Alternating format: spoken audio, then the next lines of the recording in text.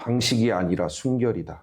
방식이 아니라 순결이다라는 제목으로 하나님 말씀 증거하도록 하겠습니다. 그 인간의 의식 속에는 그 다양성을 거부하는 그 의식 구조가 있다고 합니다. 그러니까 다양한 것을 은근히 거부하고자 하는, 인정하지 않는 그런 의식 구조가 있다고 하죠. 그래서 나를 반대하면 그 사람은 곧 적이 되는 거예요. 나와 다른 것은 곧 틀린 것이다. 이렇게 생각을 하는데, 그래서 인류의 역사는 상극의 시대라고 합니다. 왜냐하면 나와 다른 것은 틀렸다라고 간주를 하고, 틀린 것을 향하여 끊임없이 막 싸우고 짓밟고 찍어 누르고 투쟁하는 그런 상극의 시대라고 이야기를 하죠. 오늘날에도 여전히 나와 다른 것은 틀렸다라고 보는 시각이 사람들 안에는 많죠. 저는 특히 우리나라 사람들이 더 그렇다고 생각을 해요. 이게 기질적인 문제인지 뭔지는 잘 모르겠어요. 그런데 우리나라가 양극화가 굉장히 심하죠. 예전부터 우리나라는 이 좁은 땅덩어리 안에 고구려 백제 신라가 모여 살았어요. 그리고 분단의 시대도 있었고, 또한 정치를 해도 노론, 소론, 그죠? 노론, 소론으로 막 양쪽으로 나눠지고, 또 살인파, 훈구파 이렇게 나눠지기도 하고. 그래서 오늘날 뭐 지역 분쟁도 심하고, 우리나라 사람들이 이런 것들을 겪어서 그런지 몰라도 유별나게 특히 더 이렇게 나와 다르면 그리고 나와 다르면 틀린 거, 이런 의식이 우리나라 사람들 안에서 굉장히 심한 것을 우리가 오늘날에도 지금 자주 보죠. 너무 그냥 눈만 살짝 돌려도 그런 일들이 우리 안에 너무 많이 있다는 거예요. 그런데 나와 다른 것은 적이고 나와 다른 것은 틀렸다, 이런 의식 구조를 가지고 있으면 또 그런 사람들이 모여 있으면 공동체는 건강하게 쓸 수 없다는 거예요. 그냥 다툼이 있고 어지러움이 있는 거죠. 그러나 나와 다른 것이 있어도 그걸 틀린 것으로 보기보다는 나와 다른 것을 또 하나의 방식으로 우리가 여기는 마음, 넓은 마음이 있어야 된다는 거예요. 예수님이 병자들을 고치실 때도 그러지 않습니까? 저번에도 한번 말씀을 드렸지만 예수님이 이 땅에 오셔서 사람들을 치료하실 때도 한 가지 방식으로만 치료하지 않으셨다는 거예요. 어떤 사람은 그냥 말씀만 선포하셔요. 뭐 나을지어다, 치료받을지어다 라고 말씀으로 치료하시는 분도 있고, 또 어떤 봉사는 그 땅에 침을 뱉어서 흙을 짓이긴 다음에 눈에 발라가지고 그렇게 낫게 하시는 경우도 있고, 또 어떤 사람들은 별다른 액션 없이 그냥 제사장에게 어떤 질병에 대해서 언급도 안 하시고 제사장에게 너희 몸을 보여줘라, 너희들의 몸을 보여줘라 라고 그런 방식을 통해서 또 낫게 하시는 경우도 있었다는 거예요. 예수님이 이 땅에 계셨을 때 한 가지 방식으로 사람을 치료하신 것이 아니라 그때 상황에 맞게 여러 사람들을 치료해 주셨다는 거예요. 이게 방식은 한 가지 방식만 있는 건 아니라는 거예요. 그런데 사람들 중에는 이런 사람들이 있죠. 성경을 읽다 보면 자기가 매력을 느끼는 방식이 있어요. 예수님이 다양한 방식으로 사람을 치료하셨어도 이상하게 나를 끌리게 하는 방식이 있어요. 그냥 뭐 병자가 있으면 병자에게 꼭 찾아가서, 어떤 사람은 병자에 찾아가서 안수해 주면 질병이 떠나는 거에 매력을 느끼는 사람이 있는가 하면, 어떤 사람은 그냥 말씀으로 선포했는데 예수님이 치료했어? 여기에 매력을 느끼는 사람이 있어요. 근데 또 희한하게 어떤 사람은 침을 뱉어서 진흙을 이긴 다음에 발라야, 옛날에 기도원 원장님들이 그런 얘기 많이 했어요. 우리 기도원에 있는 우물물을 500ml에 떠놓을 테니까 뭐 10,000원씩 사가라. 그리고 마셔라. 어떤 기도 원장은 막 진흙을 팔기도 하고. 저희 할머니도 제 목에 있는, 이게 제가 한번 얘기했죠. 제 목에 있는 뭐 혹이 있었대나 없었대나 제가 봤을 때는 없었을 것 같아요. 근데 목에 혹이, 몽우리가 만져진다고 저녁마다 그 새벽마다가 침을 뱉어가지고 어디서 이상한 냄새가 자꾸 올라오나 했더니 현장을 걸렸잖아요. 새벽에 눈을 살짝 떴는데 그때 할머니가 하필이면 하고 있었다는 거예요. 이거 할머니 침이었구나. 그러니까 저희 할머니는 침에 꽂힌 거예요. 예수님이 침을 했다고 저희 할머니도 막 침을 발라서 기도를 했죠. 저는 저희 할머니 기도 덕분에 제가 어떻게 보면 이 자리에 있지 않나라는 생각도 해봐요. 그 어렸을 때부터 계속 기도를 받았거든요. 그래서 자기가 유독 매력을 느끼는 방식이 있는데, 그 매력을 느끼면 그걸로 자기를 기도하고 다른 사람의 아픔을 위해서 기도해 주면 돼요. 그런데 개 중에는 이런 사람이 자기가 매력을 느낀 방식을 그것만 주장을 해요. 그래서 우리가 아플 때 꼭 그냥 선포해야 된다. 침을 발라야 된다. 진흙을 발라야 된다. 아니다. 예수님도 이렇게 하셨으니 이런 방식을 취해야 된다. 그 자기가 매력을 느낀 방식만 주장하는 사람이 있다는 거예요. 이미 예수님은 성경에서 다양한 방식도로 했는데 자기 입맛에 맞는 것만 가지고 이야기를 해요. 근데 오늘날 목사들은 뭐예요? 이것도 저것도 없어요. 병원 가라. 아니 병원 안 가고 기도해서 낫을 수도 있는 거죠. 근데 오늘날 목사들은 무조건 병원 가라. 그러니까 그거 한 가지만 주장할 필요가 없다는 거죠. 한 가지만. 근데 그렇게 내가 막 생각한 방식만 맞다고 생각하면 그런 일들이 벌어질 수 있다는 거예요. 교회 안에서도 이것만 맞다. 이것만 맞다. 그러나 하나님이 우리의 삶을 이끌어 가실 때는 한 가지 방식으로만 절대로 이끌어 가지 않으시고 그때그때 상황에 맞게 여러 가지 방식으로 하나님의 마음이죠. 하나님의 주권하에 하나님의 지식 안에서 하나님은 여러 가지 방식으로 저와 우리 성도님들의 삶을 인도하신다는 거예요. 오늘 본문의 말씀에도 보면 하나님이 이거 저번에도 한번 잠깐 언급을 했지만 하나님이 아이성을 정복하게 하실 때 여리고성을 정복했던 방식과는 다른 방식으로 정복하게 하셨다는 거예요. 먼저 하나님이 여리고성을 정복할 때는 어떤 방법을 가르쳐 주십니까? 여호수아 6장에 보면 여리고성을 도르는 방식으로 정복하게 하시죠. 그래서 먼저 그 자세히 뜯어보면 제일 먼저 앞장섰던 것은 무장한 군사들이 선발대로 제일 먼저 앞장서요. 그 뒤를 7명의 제사장이 따라가는데 그게 나팔 가진 제사장. 그 뒤를 언약궤가 따라가고 또 그 뒤를 무장한 군인들이 후발대로 따라가요. 그러니까 그 순서대로 일주일에 한 바퀴씩 돌고 마지막 7일째는 그 순서대로 또 7바퀴를 돌죠.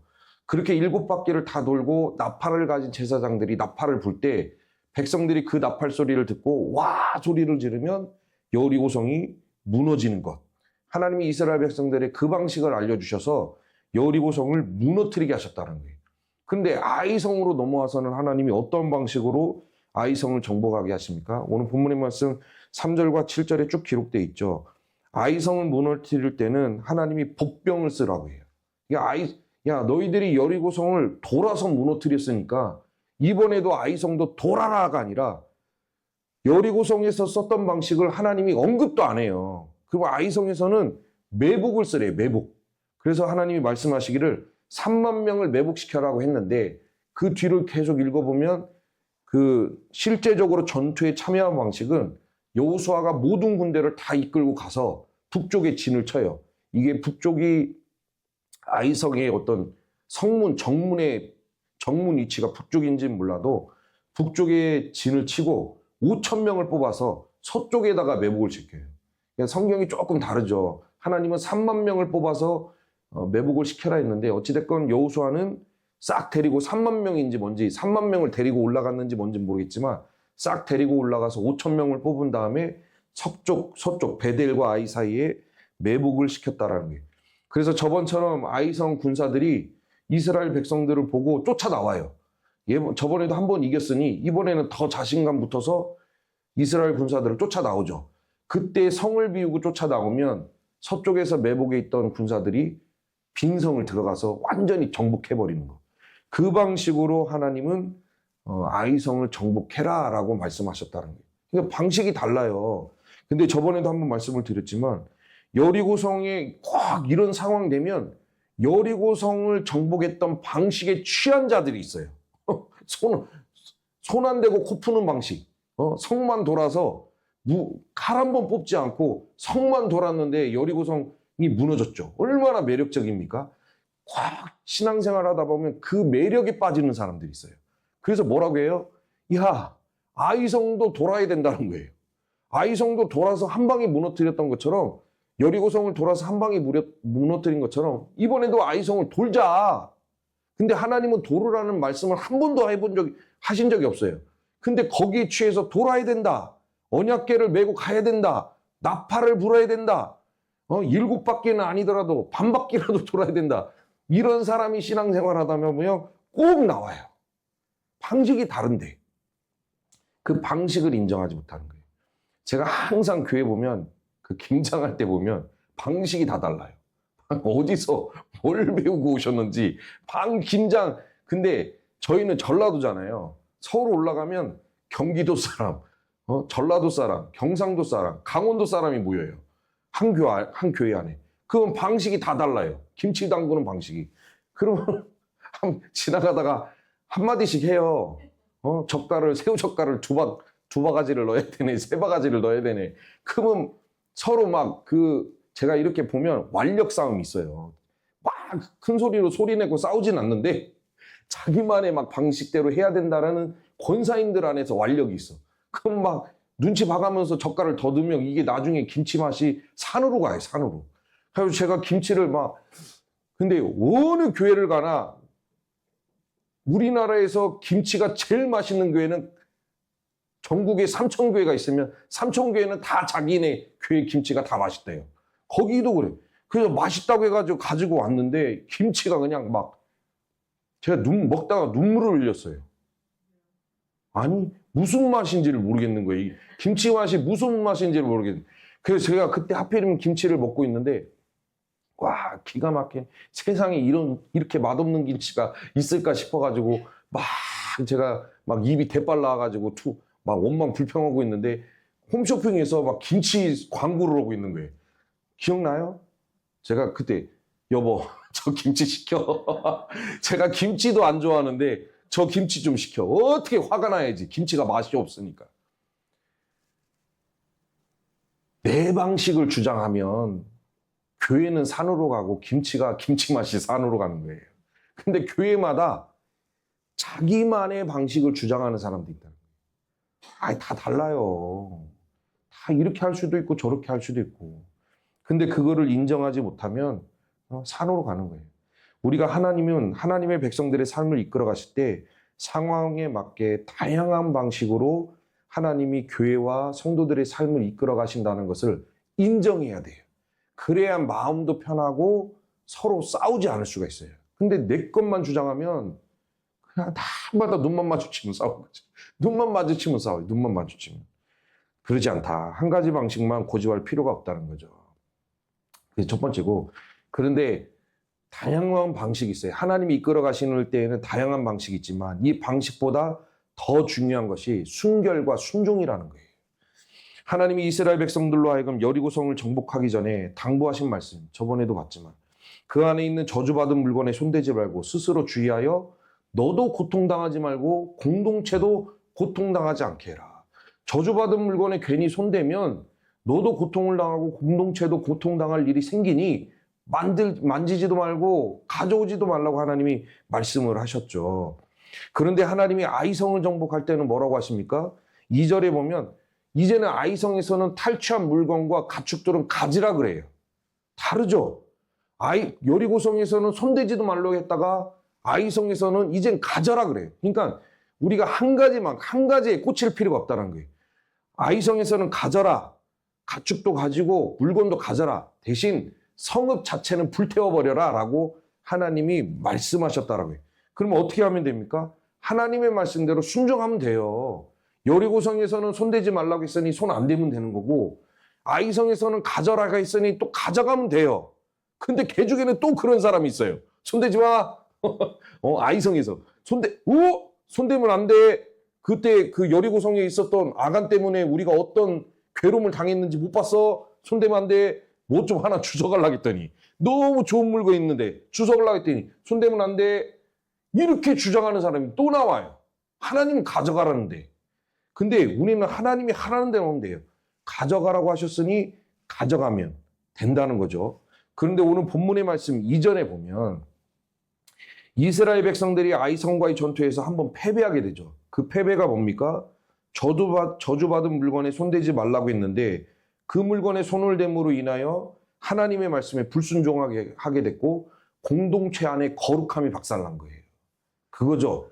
방식이 중요한 게 아니라 하나님이 이스라엘 백성들에게 요구하시는 것은 방식이 중요한 게 아니라 너희와 나와의 관계에서 거룩의 거룩, 순결, 저주받은 물건을 손대지 마라. 너도 박살나고 공동체도 박살나니 손대지 말라고 했는데 아간이 손을 댔어요. 거룩이 박살나죠. 그래서 그 이스라엘 백성들에게 어려움이 온 것이 아닙니까? 만약에 이스라엘 백성들 안에서 끝까지 아간의 범죄를 찾아내고 그것을 제거하지 못했다면 이스라엘 백성들은 아이성과 100번을 줘도 100번 다지는 거예요. 그들이 아무리 탁월한 방식을 찾아내요. 전쟁의 방식을 찾아내서 야, 우리가 아이성을 이번에는 확실히 이길 수 있다. 아무리 자부를 해도 자신감을 가져도 만약에 아간의 거룩함, 그 불순종, 그리고 거룩하지 못함을 그들 안에서 제거하지 못했다면 100번 싸우면 무조건 100번 다져요. 방식이 중요한 게 아니라 순결, 순종과 성결이 중요하다는 게 성결. 그런데 이스라엘 백성들이 이제 언제 이겨요? 제거하니까 이기잖아요.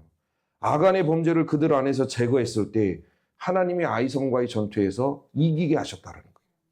그래서 방식보다 중요한 것은 우리가 교회를 이끌어갈 때도, 우리가 우리의 삶을 이끌어갈 때도 제일 중요한 게 뭡니까? 방식이 아니에요. 이렇게 하면 되겠지가 아니라 하나님과의 관계에서 순결할 때, 성결할 때 하나님이 그 모습을 보시고 저와 우리 성도님들 가운데 축복 주실 줄 믿습니다. 그래서 우리가 진짜 이렇게 할 수도 있고 저렇게 할 수도 뭐 할 수도 다 있지만 하나님과 내 관계가 무너지지 않게 신앙적으로 굉장히 애를 써야 돼요. 하다못해 내 때에 복을 못 누리면 내 자녀 때에는 어떻게든지 복을 누려야 될 거 아닙니까? 제가 네. 괜히 원고에 없는 얘기했다가 또 이상해지니까 아무튼 그래요. 순종이 중요해요. 순종이. 우리가 이스라엘이 요단강을 건널 때도 보십시오. 하나님이 이스라엘 백성들이 요단강을 건너기 직전에 그들에게 요구하신 게 뭡니까? 순결이었다는 거예요. 여호수아 3장 1절 말씀에 보면 여호수아가 또 백성에게 이르되 너희는 자신을 성결하게, 요단강 건너가기 직전이거든요. 너희는 자신을 성결하게 하라. 여호와께서 내일 너희 가운데 기이한 일들을 행하시리라. 하나님이 이스라엘 백성들에게 요단강 건너기 직전에 그들에게 요구하신 것은 너희들이 성결해라, 순결해라. 그래야면 내가 너희에게 기이한 일을 보여주겠다라는 거예요.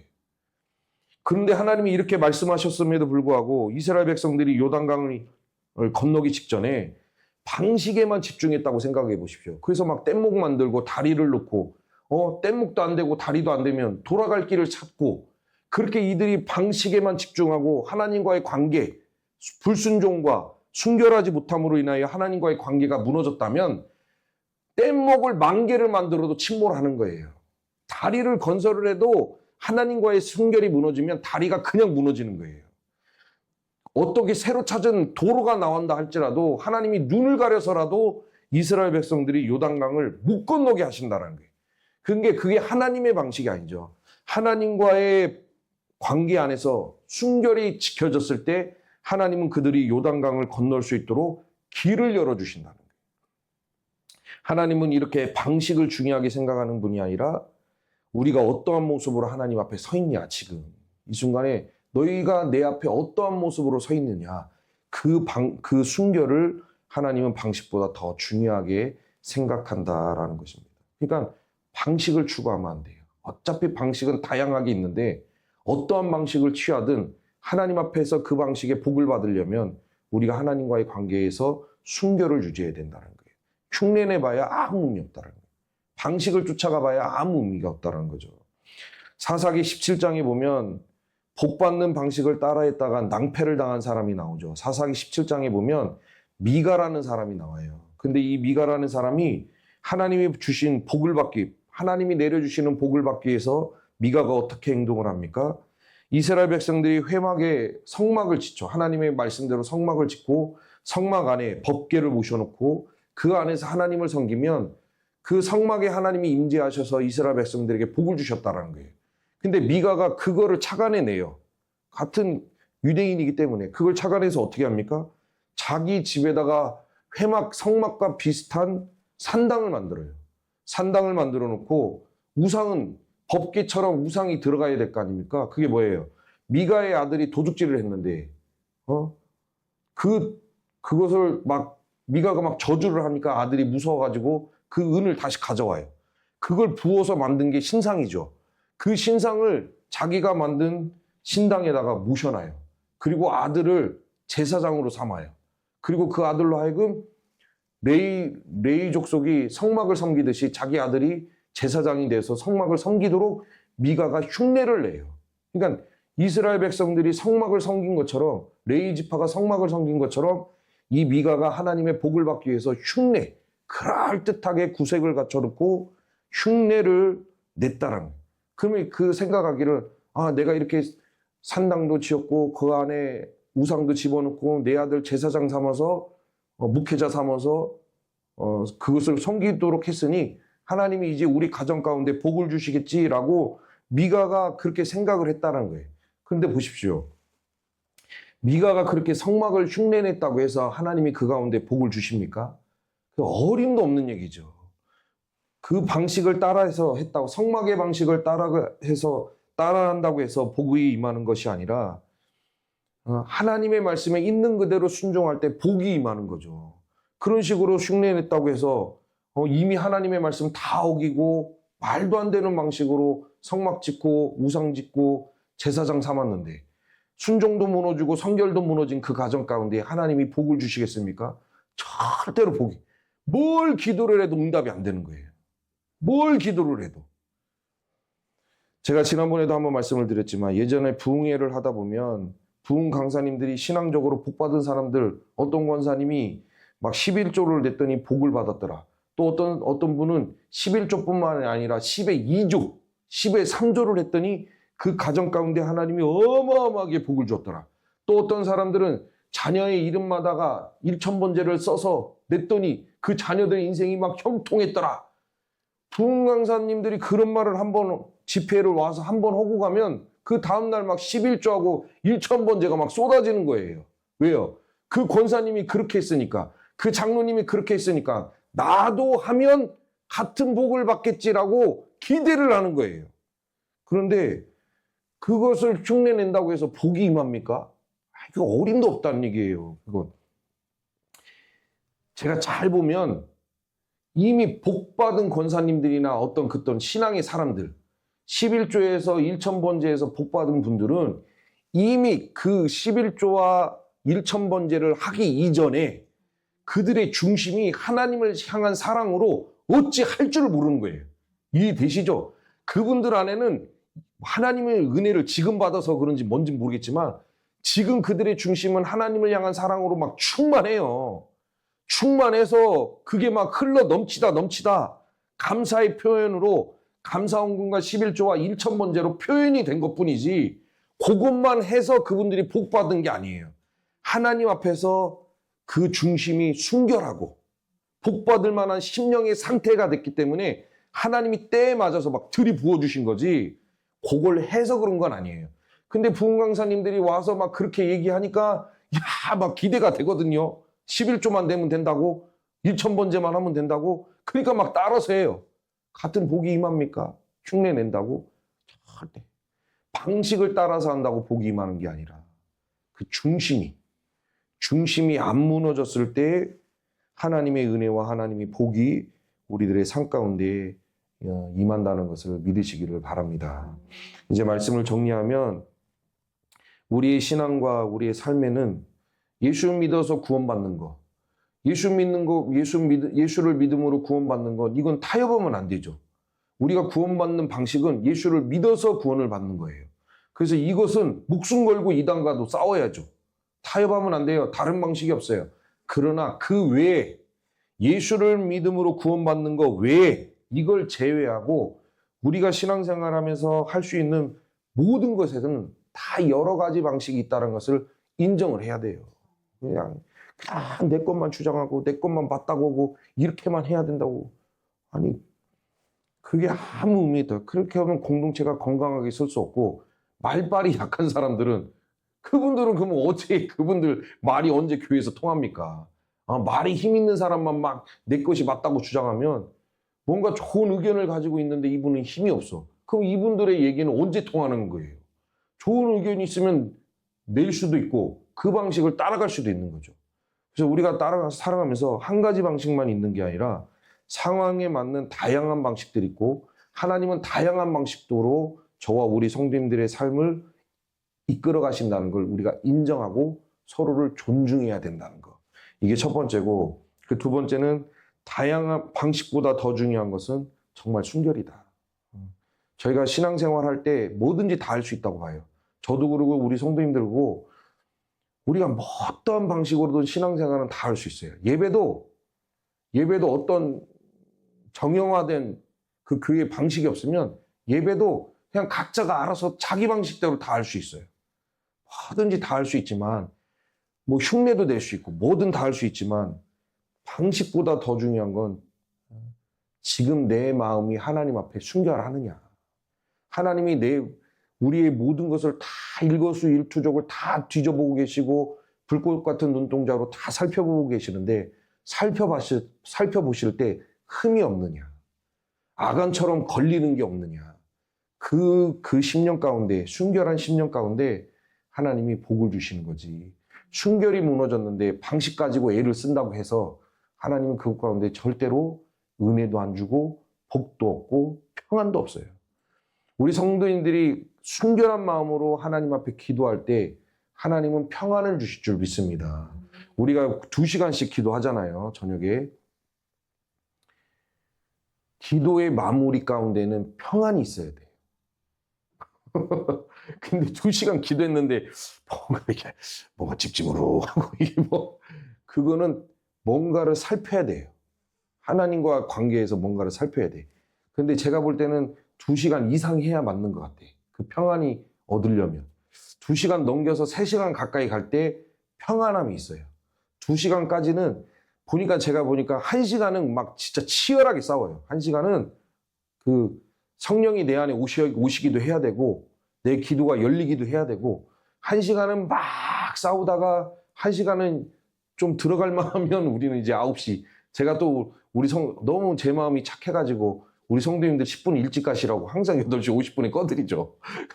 받기도 전에 끝나요. 근데 제가 보니까 한 3시간 좀 너무 가까이 가야 마음에 평안함이 몰려와요. 내 안에 근심이 있다가도 하나님이 주시는 평안함이 있죠.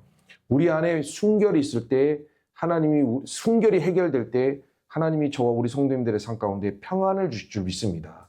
그러나 그 순결이 해결이 안 되면 절대 평안 없어. 그러니까 이해되시죠? 평안할 수 있기를 바랍니다. 이왕이면 평안해야죠. 어찌됐건 이 자리에 계신 우리 성도님들은 정말 이 땅에서 하나님이 주신 은혜와 복 받기를 원하신다면 하나님의 방식에 집중하시고 하나님이 이끄시는 대로 따라가셔서 하나님이 주시는 하나님과의 관계 안에서 순결을 잘 지키셔서 하나님이 주시는 그 복과 평안과 은혜를 받아 누리시는 저와 우리 성도님들이 되시기를 주의 이름으로 축복합니다.